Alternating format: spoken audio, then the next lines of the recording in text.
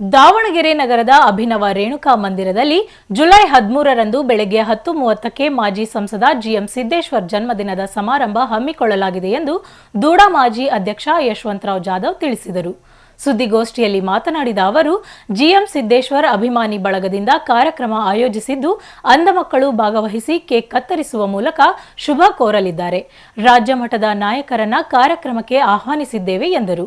ಈ ವೇಳೆ BS Jagadish, ಕೋಳೆನಳ್ಳಿ Satish, ನೆಲಹೊನ್ನೆ Devaraj, Rakesh Bajrangi, tinker Manjanna, Raju ನೀಲಗುಂದ್ ಇದ್ದರು. ತಿಂಗಳು 5ನೇ ತಾರೀಕು ನಮ್ಮ ಲೋಕಸಭಾ ಸದಸ್ಯರ ಜನ್ಮದಿನಾಚರಣೆ, 72ನೇ ವರ್ಷದ ಜನ್ಮದಿನಾಚರಣೆ ನಾವು ಆಚರಣೆ ಮಾಡಬೇಕಾಗಿತ್ತು.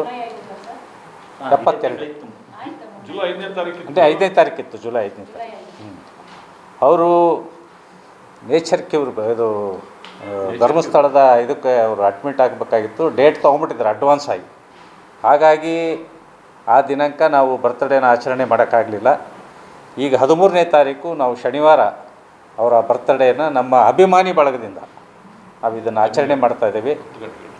ಈಗಾಗಲೇ ಅಭಿನವ ರೇಣುಕಾ ಮಂದಿರ ಬೆಳಗ್ಗೆ 10:30ಕ್ಕೆ ಈಗಾಗಲೇ ದಿನಾಂಕವನ್ನು ಬುಕ್ಪಡಿಸಿದ್ದೀವಿ, ಚೌಟ್ರಿಯನ್ನು ಬುಕ್ ಮಾಡಿದ್ದೀವಿ. ನಮ್ಮ ಎಲ್ಲ ನಾಯಕರು, ರಾಜ್ಯ ಮಟ್ಟದ ನಾಯಕರಿಗೆ ಇನ್ವೈಟ್ ಮಾಡ್ತಾಯಿದ್ದೀವಿ. ಕೆಲವರು ನಾಯಕರು ಫೋನ್ ಮುಖಾಂತರ ಕಾಂಟ್ಯಾಕ್ಟ್ ಮಾಡಿದ್ದೀವಿ, ಕೆಲವ್ರನ್ನ ಹತ್ತಿರದಿಂದ ಹೋಗಿ ಕಾಂಟ್ಯಾಕ್ಟ್ ಮಾಡಿದ್ದೀವಿ. ಅವರು ನಮಗೆ ನಾಳೆ ನಾಡೋದ್ರಲ್ಲಿ ಪಕ್ಕ ಯಾರು ಬರ್ತಾರೆ ಅಂತಕ್ಕಂಥದ್ದನ್ನು ನಮಗೆ ತಿಳಿಸ್ತಾರೆ. ಅದನ್ನು ನಾವು ಮತ್ತೆ ನಿಮಗೆ ಇನ್ನೊಂದು ದಿವಸ ಪತ್ರಿಕಾಗೋಷ್ಠಿ ಮಾಡಿ ಅದನ್ನು ನಾವು ಹೇಳ್ತೀವಿ. ಈಗ ನಮ್ಮ ಸಿದ್ದೇಶಣ್ಣವರು ಲೋಕಸಭಾ ಸದಸ್ಯರಾದ ಮೇಲೆ ಈಗಾಗಲೇ ನಾವು ಪ್ರತಿ ವರ್ಷ ಅನ್ನದಾನೇಶ್ವರ ನಮ್ಮ ಅಂಧ ಮಕ್ಕಳ ಶಾಲೆಯಲ್ಲಿ ಮಾಡ್ತಿದ್ವಿ ನಾವು ಅವರ ಹುಟ್ಟಿದ ಹಬ್ಬವನ್ನು.